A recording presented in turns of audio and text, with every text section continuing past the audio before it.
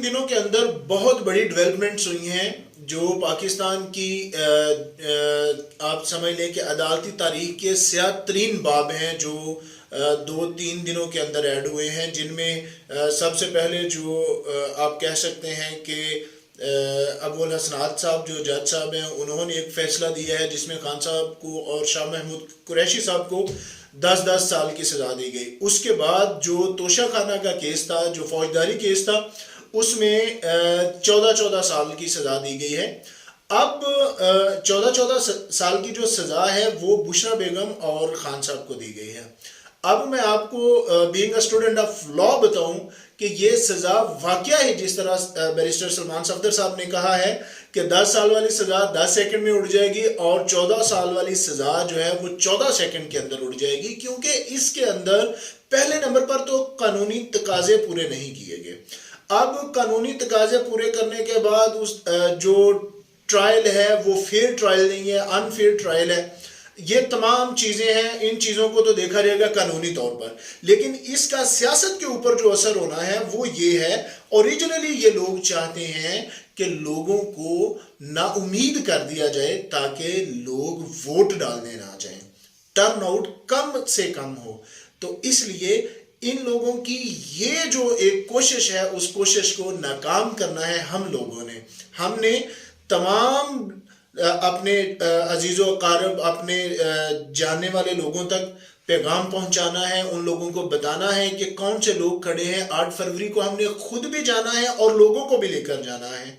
अगर हम 1 करोड़ लोग जो हैं वो सिर्फ 2-2, 3-3 लोगों को और साथ ले जाएं तो इंशाल्लाह हम बेहतर तरीके से 4 से 5 करोड़ तक कॉस्टिंग जो है वो करवा सकते हैं आसानी के साथ, और पाकिस्तान तहरीक इंसाफ के उम्मीदवारों को बहुत बेहतर मार्जिन से जितवा सकते हैं।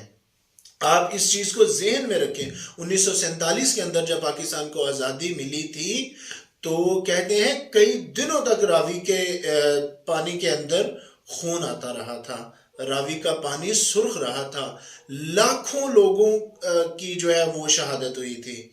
तो आप ये बात जहन में रखिएगा, कौमें बनाने के लिए, कौमों को आज़ाद करने के लिए या आज़ाद होने के लिए या तरक्की करने के लिए या इनकलाब लाने के लिए जो कोशिशें होती हैं वो बहुत ज़्यादा हमें करनी पड़ती हैं। तो कभी भी जिस तरह खान साहब कहते हैं कि आज़ादी आपको प्लेट में रख कर नहीं दी जाती, उसके लिए कोशिश करनी पड़ती है।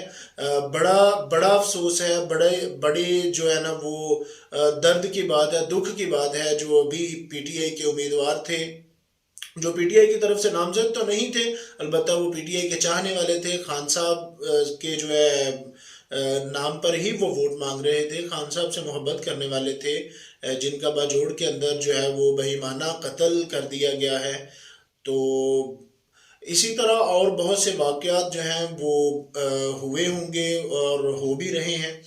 तो आपने इन चीज़ों से घबराना नहीं है। उनकी शहादत हो गई, उसके बाद लोगों को वैसे तंग किया जा रहा है, पुलिस की तरफ से भी तंग किया जा रहा है, लोगों को कंपेन नहीं प्रॉपरली करने दी जा रही।